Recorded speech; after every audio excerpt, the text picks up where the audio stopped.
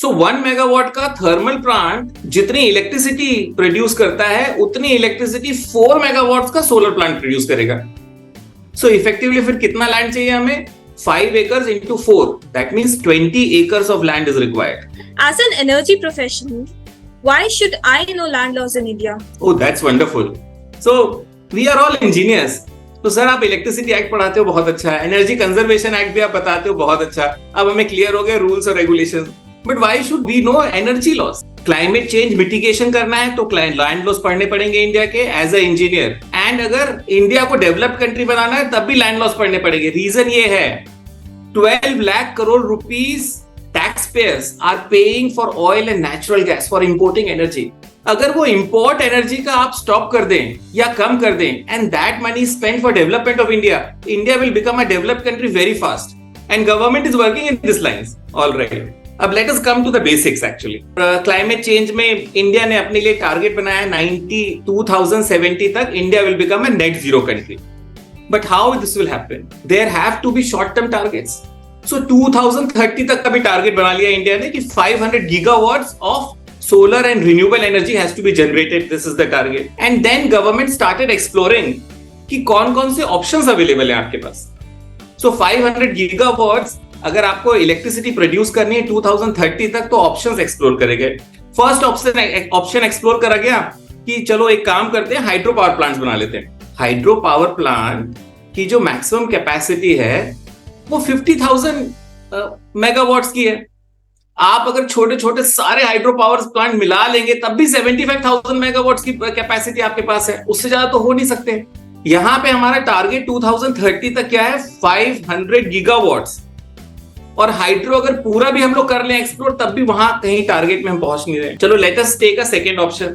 Thermal तो was out, coal and natural gas was out. Let us take wind. Wind का potential अगर 50 metre height की wind plant सारे पूरे India में जितनी कैपेसिटी अवेलेबल है सारा लगा लेंगे तब भी only 50 gigawatts of wind power we can generate. Sir पर आप बोलोगे सर टारगेट तो 500 गीगावाट्स है, अगर विंड और हाइड्रो पूरा का पूरा भी हम लगा लें तब भी वो टारगेट अचीव नहीं होता है। Then we came to solar. Solar में पॉजिटिव चीज ये थी, सोलर में there is a potential in India of 1500 gigawatts. So ultimately क्या हुआ? Solar became a preferred choice.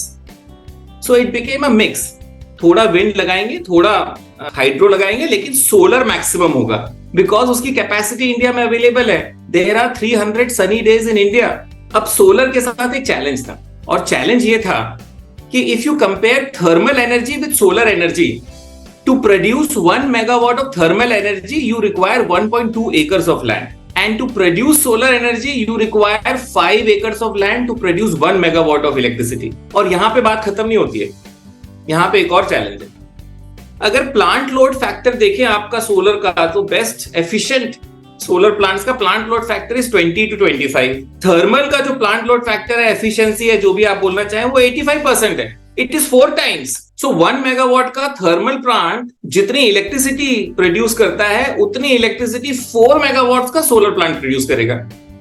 So effectively फिर कितना लैंड चाहिए हमें? 5 acres into 4, that means 20 acres of land is required. Now because of this aspect land becomes very very important. और मैंने दो जब बातें बोली थी क्लाइमेट चेंज को मिटिगेशन करने के लिए, सो क्लाइमेट चेंज को मिटिगेशन करने के लिए solar is the solution, then that solution will only work if engineers understand land law. Similarly climate change को, so climate change के अलावा आप जितना अपना ऑयल इंपोर्ट है, एनर्जी इंपोर्ट का बिल है, अगर उसको कम करना है हमें तो we have to do massive solarization. So that is why number 1 land laws is important for everyone to understand. अब कितना लैंड चाहिए हमें इंडिया में? So अगर 500 गीगावाट्स का टारगेट है गवर्नमेंट का 2030 तक, and 1 gigawatt is so for non-engineers, for lawyers, 1 gigawatt is equal to 1000 megawatts. 1000 megawatts multiplied by 500 gigawatts into 5 acres. अगर आप करते हो तो it comes out to be 25 lakh acres of land has to be acquired. That means 2.5 million acres of land has to be acquired. Not in some distant future, it has to be acquired now. In next 5 to 6 to 7 8 years, 2030 तक का target है. All right. So this provides a lifetime opportunities for engineers and professionals like you. A person who knows, an engineer or a lawyer or a law officer who knows land laws, he is highly employable, highly valuable, most valuable, and he is capable of taking leadership position. So number one, first reason of understanding land laws, to become highly employable, highly valuable, and if you want to go into leadership position, you have to understand land laws of India. Second, if you go into the mind of an investor or a CEO of your company, उसका target क्या होता है? उसके 3 targets होते हैं. My power project should be bankable, my power project should be risk free, and my power project should be transaction ready. Bankable का मतलब ये होता है कि कोई भी अगर बैंक है, अगर मैं अपना पावर प्रोजेक्ट लगा रहा हूं, the bank should be capable, able and willing to give me loans. Secondly, risk free. Whatever are the regulatory risk, compliances risk, it should be risk free. Third is transaction ready. So if I want to sell the solar power plant, somebody should be willing to buy the solar plant.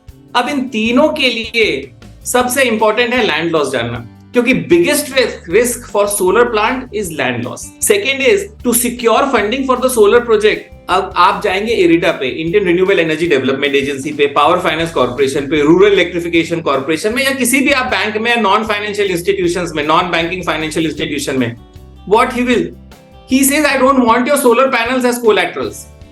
I want your land documents as collaterals. And I want a proper due diligence report to secure funding to make your solar power project bankable and financially viable. Then also you have to understand land laws. Fourth is, there are 4 risks involved in land acquisition. So एक तो land acquisition delay. अगर कभी भी project construction में delay होता है, सो ITC तो लगेगी आपको, और delay has a lot of cost. Actually interest तो आपका चलता रहेगा, जो भी वर्किंग कैपिटल या फिर जो प्रोजेक्ट कॉस्ट में इंटरेस्ट चलता रहेगा. So to avoid delay, number 1, you have to learn land law. Second is local opposition. So obviously when you are acquiring land, there will be local opposition.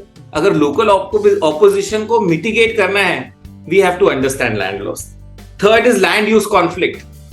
34% of the litigation in India is with respect to property. If we have to understand what is this land use conflict, we have to understand land law.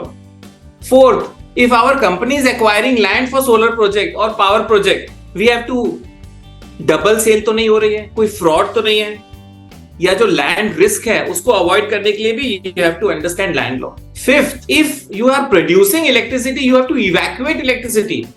Right of वे आपको चाहिए. अब right of वे में जो transmission line बिछेगी उसमें then you have to understand what are the laws with respect to right of way, and that is also land laws, easement rights. So there are 5 reasons I have given why we should study land laws as power professionals. Number 1, it is the lifetime opportunity available to all of us.